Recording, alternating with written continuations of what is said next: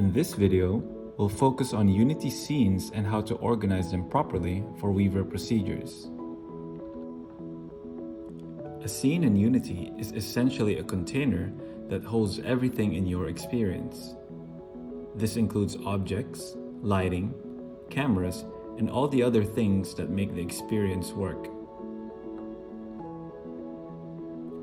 Everything you see in a scene is a game object. A game object by itself doesn't do much, but it becomes useful once you add components to it.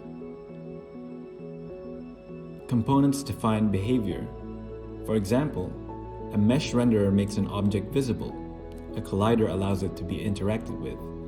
A rigid body enables physics, and WEAVR components add procedural logic and interactions.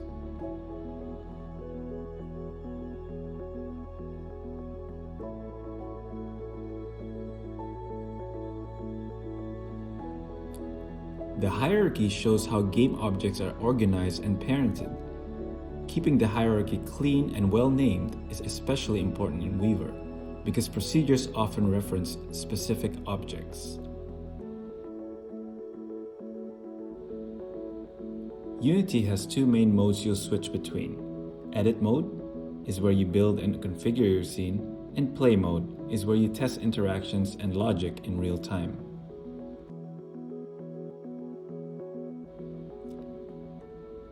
Getting comfortable navigating the scene view in both modes will make your workflow much faster.